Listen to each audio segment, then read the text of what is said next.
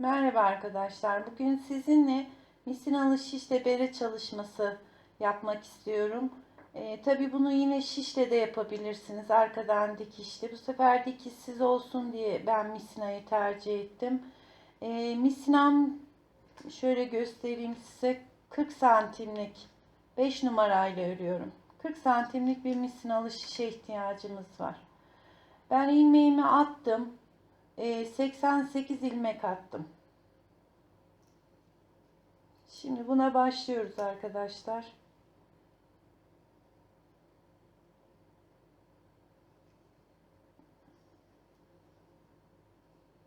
İlmek attığımız yeri ilk ilmek attığımız yerden başlayacağız. Yani ipimiz burada kaldı.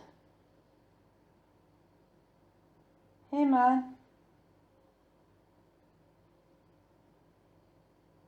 iki düz ve iki ters olarak yapacağım. İki düzümü ördüm ve birleştirdim.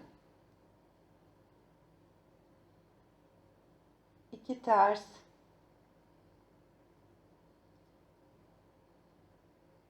iki düz,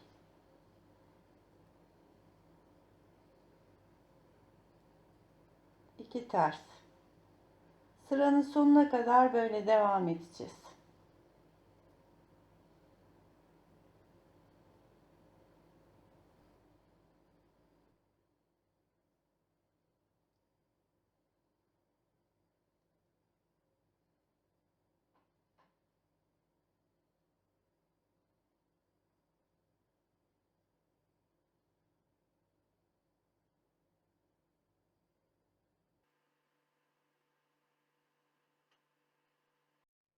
Bakın arkadaşlar, birleştirme yerine geldik. İki ters, iki düz dönüyorum. Şu son iki ilmeğim, iki ters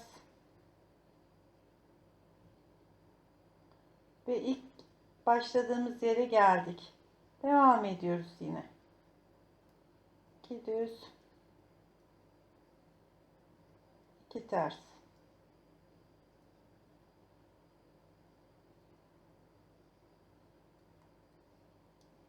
Evet, birleştirmemizi yaptık.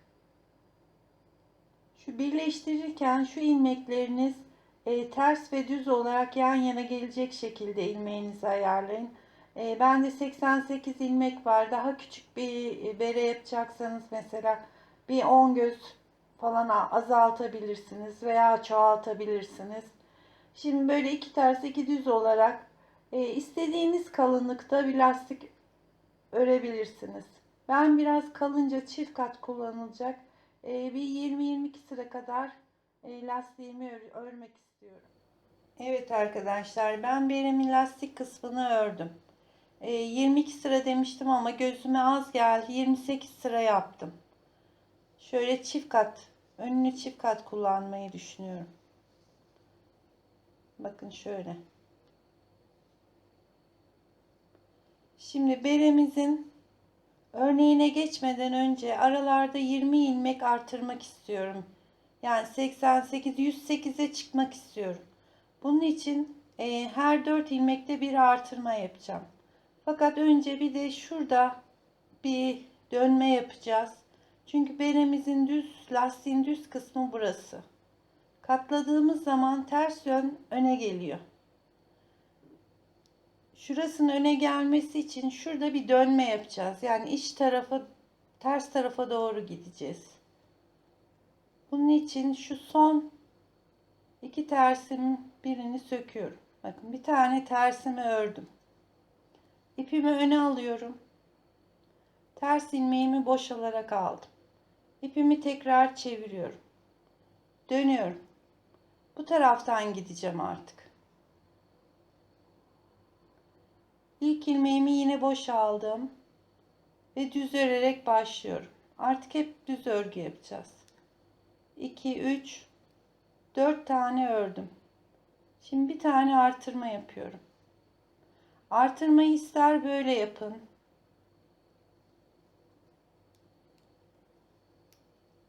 2 3 4. Her 4 ilmekte bir artıracağız. İster böyle yapın, isterseniz şu aradan bir ilmek çıkarıp şöyle çeviriyorum. Böyle de olur. 2, 3, 4. Her 4 ilmekte bir tane ilmek artıracağız. Şu boşluktan bir tane ilmeği aldım. Şöyle çevirdim. Gördüğünüz gibi şurada bir ilmek oluştu. Onu örüyorum. Artırdım 2, 3, 4. Yine artırıyorum. Bunları istediğiniz şekilde yapabilirsiniz artırmaları. Delik olmayacak şekilde. 2, 3, 4. Tekrar artırma yapıyorum.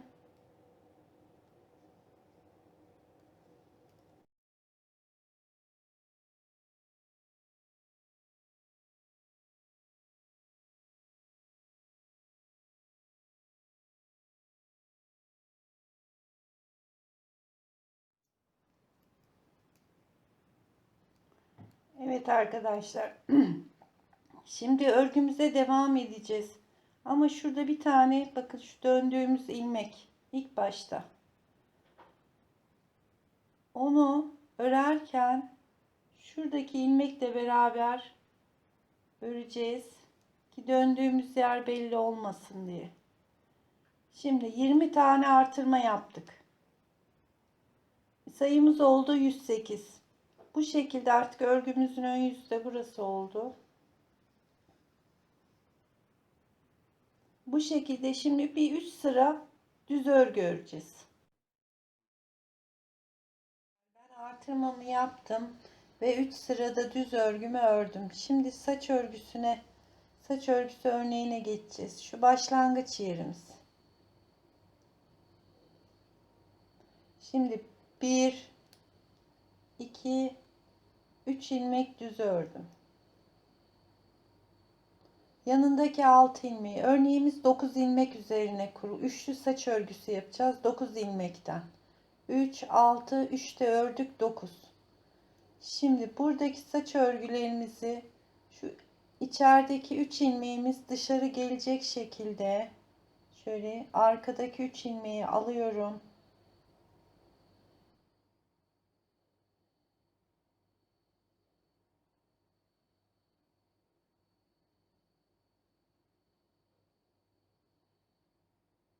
Takıyorum, tekrar şişime geçiriyorum. 1, 2, 3, 4,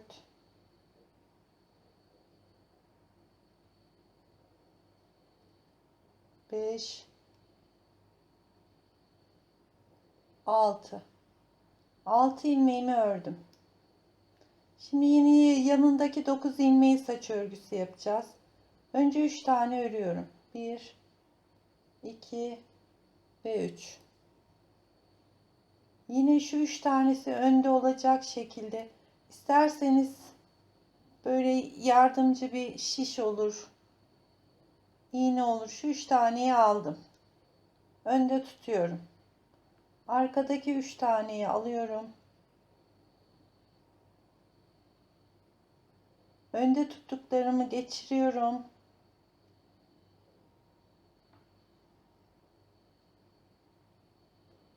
Tekrar sağ şişimdekileri sol şişe geçiriyorum ve örüyorum. 1, 2,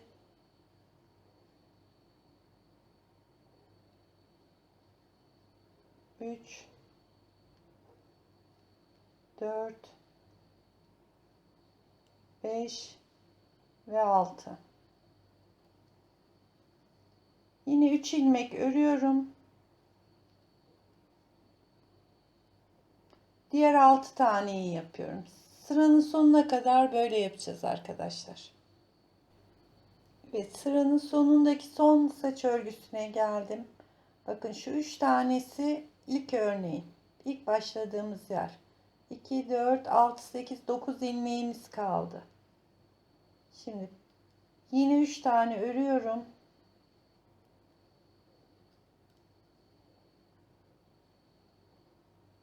Saç örgümü yapıyorum.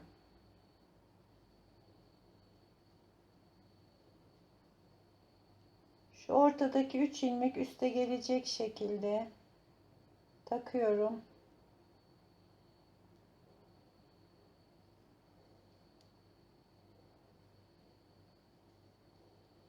2, 3, 4, 5 ve 6. İlk başladığımız yere geldik, sıramızın başına. Şimdi düz örgüye geçiyoruz. Bütün ilmeklerimizi düz örgü olarak örüyoruz.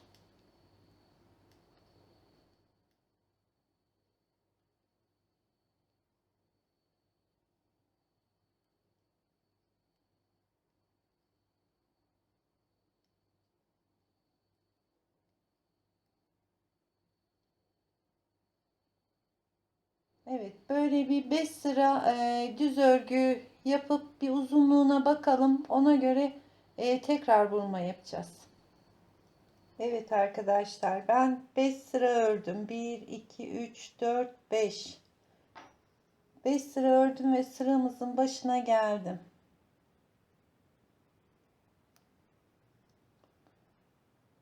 Şöyle sıramı belli edeyim. Evet, işaretimi yukarı çıkardım. Şimdi şu 9 ilmeğimizde 3'ünü düz örmüştük. 6 taneyi burma yapmıştık.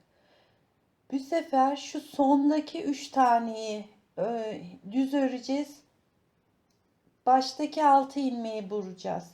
Ortadaki 3 ilmek de üste gelecek. Şimdi başlıyoruz. Bakın demin arkadan takmıştık 3 ilmeği. Bu sırada önden takıyorum.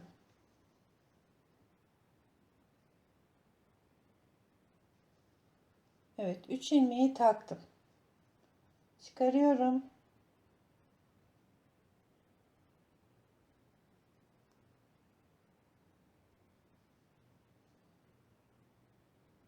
Tekrar sol şişime geçiriyorum. Ve örüyorum. 1, 2, 3, 4,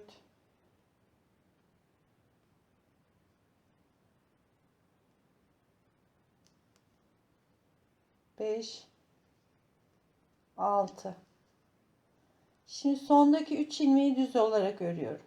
1, 2, 3. Bakın şu ilk üçlü saç örgümüzün olduğu yer. Şimdi buradaki 9 ilmeğin ilk üçünü yapıyorum.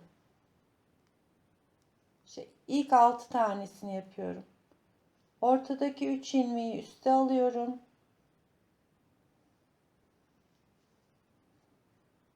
Çıkarıyorum. Tekrar sol şişime geçiriyorum. Ve örüyorum.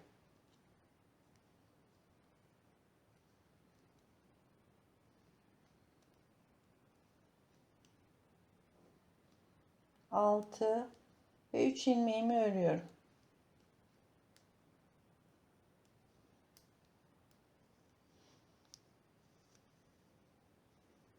İlk sırada 3 ilmek örerek başlamıştık. Bu ikinci örnekte 3 ilmeği sonra örüyoruz. İlk 6 tanesini örnek yapıyoruz. Son 3 tanesini düz örüyoruz. Yani bakın. Şu ortadaki 3 taneyi alıyorum. Yine önde tutuyorum. Bu ortadaki 3 ilmekler hep sizden taraf olacak. Takıyorum.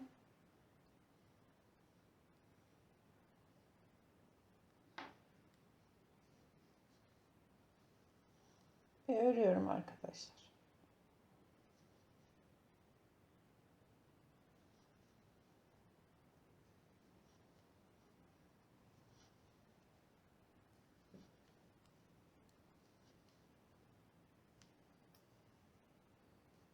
Ve 9 ilmeğin 3 ilmeğini de düz örüyorum.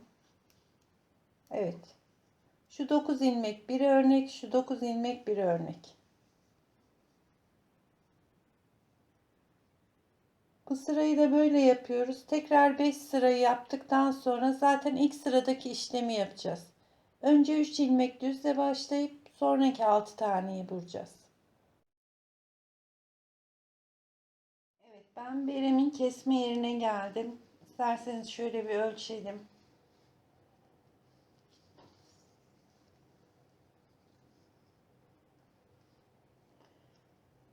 20 santim ördüm.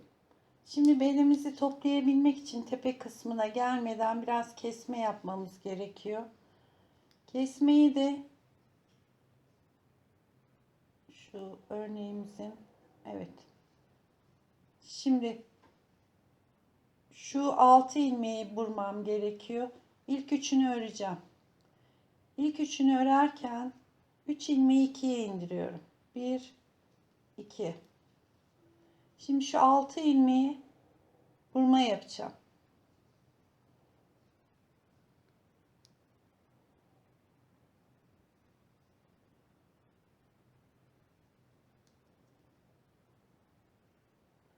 Bakın hemen 1 ve 2. ilmeği aynı anda alıyorum. Bir tane daha örüyorum. 3 ilmek 2'ye indi. Tekrar ikisini bir alıyorum.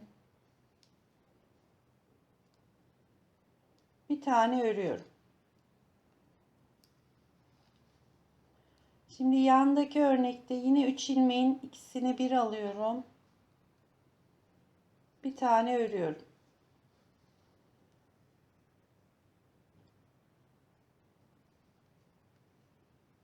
Yani buradaki 6 ilmeği 4'e indireceğiz şimdi. Şu iki taneyi aynı anda alıyorum. Bir tane örüyorum. Son 3 ilmeğin ikisini aynı anda alıyorum. Bir tane örüyorum. Yani şimdi buradaki 9 ilmeğin 3 tanesini yok ettik, 6'ya indik. Bütün saç örgülerinde birer tane azaltarak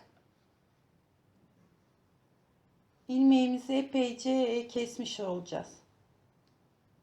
Bakın şu 6 ilmeğin hem saç örgümü yapıyorum,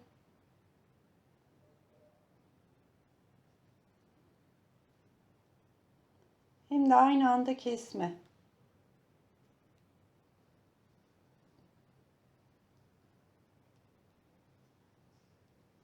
Üç ilmeğim 2'ye indi.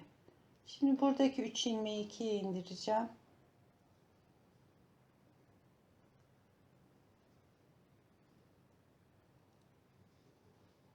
Evet, bu sırayı da böyle tamamlıyoruz. Evet, kesmemi yaptım ve yine tekrar 5 sıra düz örgümü ördüm. Şimdi son sırada bütün bir sırayı doluyorum, örüyorum. Doluyorum, örüyorum. Bu şekilde bütün bir son sıramızı böyle geçiyoruz.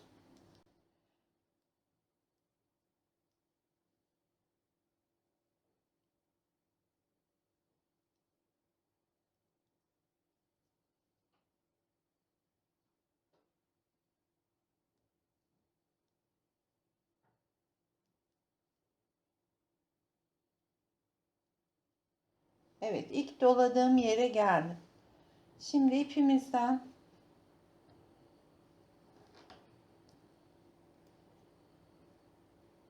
toplayacak kadar bir miktar ip kesiyoruz.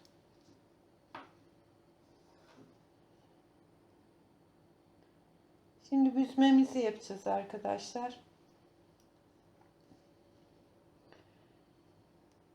Şimdi büzmeyi yaparken şu doladığımız ipleri bırakıyoruz. Ana ilmeklerimizi alıyoruz. Doladıklarımızı bırakıp ana ilmeklerimizi alıyoruz.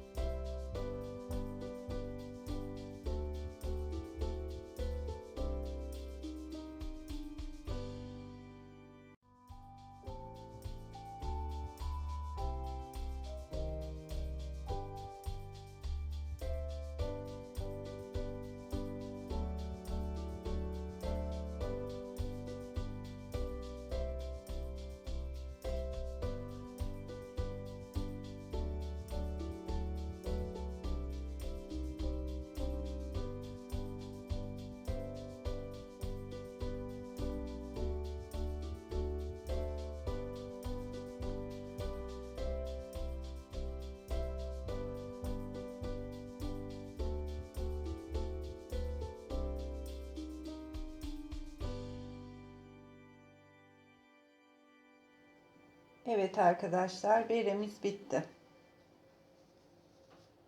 Böyle de katlıyoruz. Ve bu pompomu da buraya dikeceğim ben. Şöyle. Yapacak arkadaşlara kolay gelsin.